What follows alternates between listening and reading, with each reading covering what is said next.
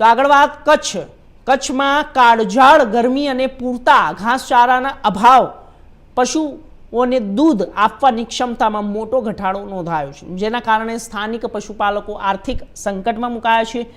એક તરફ ગરમીના કારણે સીમામાં જ્યારે ઘાસનું તળખલું પણ નથી, બીજી તરફ વૈશ્વિક પરિસ્થિતિના લીધે પશુઓના ખાણ દાળના ભાવ ઉચકાતા પશુપાલકો મુશ્કેલીઓમાં મુકાયા છે। કચ્છ જિલ્લામાં હાલ આભમાંથી અગનગોળા વરસી રહ્યા છે અને ભીષણ હીટ વેવના કારણે જનજીવન અસ્તવ્યસ્ત બન્યું છે।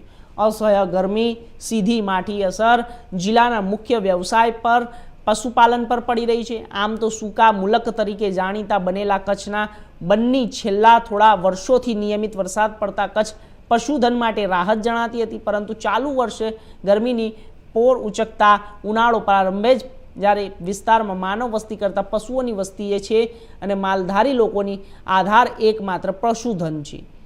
પાણીની અછત વચ્ચે સતત વધતી જતી ગરમીના કારણે પશુઓને દૂધમાં નોંધાયો છે ઘટાડો અને પશુપાલકો પાયમાલ બની રહ્યા છે।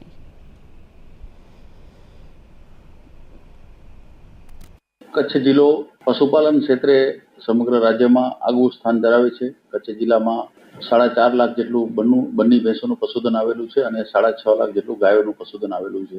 અત્યારે ઉનાળાના દિવસો ચાલી રહ્યા છે અને ગરમીનું પ્રમાણ વધી રહ્યું છે, તો વધુ પડતી ગરમીના કારણે પશુઓમાં દૂધ ઉત્પાદન ઘટવાના પ્રમાણ રહેતું હોય છે। આ સિઝનમાં ઉનાળાના દિવસોમાં જે નોર્મલ જે દૂધનું ઉત્પાદન હોય અને ગરમીના કારણે 10% દૂધ ઉત્પાદન ઘટતું હોય છે અને આવા આપણે નાની નાની બાબતોમાં પશુપાલકો કાળજી રાખશે કે પશુઓને બપોરના ભાગમાં ચારિયાણ બંધ કરવું, હુંફાળું પાણી આપવાનું, વધારે પડતો લીલોચરો આપવાનો અને સવાર સાંજ બપોરના ભાગમાં નવડાવવાનું રાખશું, તો દૂધ ઉત્પાદન જે ઘટાડો થાય છે તેમાં આપણે સફળતા મેળવી શકશું। કચ્છ જિલ્લામાં દૈનિક અંદાજિત 20 લાખ લીટર જેટલું દૈનિક દૂધ ઉત્પાદન થાય છે અને ગરમીના કારણે 10% જેટલું દૂધ ઉત્પાદન ગરમીના કારણે ઘટી શકે છે। નામ હાજી આસમ લાવડી, પૂર્વ બની ગામ નાની દદર। ખાસ કરીને વાત કરવામાં આવે છે તો કાળઝાળ ગરમીને લઈને ગાયું ભેંસોમાં દૂધનો ઘટાડો થયો છે, શું કારણ હોઈ શકે? સાહેબ, ઘટાડાને બે વજહ છે। એક તો આવી ગરમીમાં પાણીની તંગી છે। પાણી તો એવું છે કે પાણી માણસોને નથી મળતું, ચોપાને શું મળે? અને બીજો જે છે જે ચરિયાણ ઓછું થઈ જાય, ગરમીમાં ચરિયાણ ઓછું થઈ જાય અને ચરિયાણ ના હોય, એક તો ખાણદાણ મોંઘા થઈ ગયા છે એટલા કે આસમાને ભાવ પહોંચી ગયા છે, અને બીજું ચરિયાણ ના હોય, ઘાસ નજીકમાં ના હોતું હોય અને ઘાસ હોય તો ત્યાં ઢોર પહોંચી ન શકે આવી ગરમીમાં, તો જાહેર છે કે 70% જેવું તો દૂધ ઓછું થઈ ગયું છે અને 30% જેવું જ દૂધ રહ્યું છે। હવે આમાં તકલીફ શું થાય છે ખબર છે કે એક તો માણસોને દૂધ ઓછું થઈ ગયું અને ખાણદાણના એટલા ભાવ કે માણસો બિચારા લઈ ન શકે, તો ચોપાની હાલત ખરાબ અને માણસ પોતાની હાલત ખરાબ હોય, તો એવી કોઈ અપેક્ષા કોના ઉપર રાખીએ કે ભાઈ તમે અમને કોઈ પણ સુવિધા આપો? કોઈ સુવિધા આપવામાં તૈયાર નથી સરકાર હોય કે ગમે એવી કે કોઈ સંસ્થાઓ હોય કે ચલો સંસ્થાઓ બીજું જોઈએ છે કચ્છની અંદર કે ગાયોને કાંઈ પણ થોડું ઘણું આપે છે, પણ મેં વાત કરી પહેલા કે ભાઈ મિસરીયાળામાં 18,000 થી 20,000 ગાયો છે, પણ અહીંયા કોઈ વ્યવસ્થા નથી। હું હમણાં જ અઠવાડિયું પહેલા ગયો તો એ લોકોની ગાયોની હાલત ખરાબ છે અને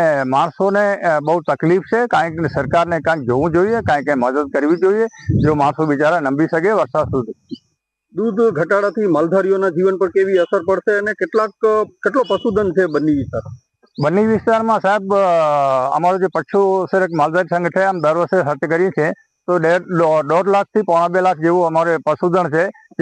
જો કે આપણે જોઈએ તો માણસો પણ વધારે સંખ્યા છે, માણસોની પણ વધારે સંખ્યા છે અને જો આપણે દૂધનું કહીએ તો દૂધ તો એક ગરમી આવી જેમાં માણસો કહે ને કે માથા ફૂટી જાય એવી ગરમી, એમાં પાણી ન મળતું હોય અને ઘાસચારો ન હોય તો એ તો જાહેર વાત છે કે ભાઈ એ તો દૂધ તો ઓછા થવાના છે। હવે દૂધ ઓછું થઈ ગયું એનું પણ એક છે કે દૂધ ઓછું થઈ ગયું તો હવે એ લોકો જે પહેલા દૂધ હોય તો એમાં ખાણદાણ કરે કે ઘાસચારો લે, પણ હવે દૂધ ઓછું થઈ ગયું તો પછી આમાં શું લે? પોતાનું કરે કે ચોપાનું કરે?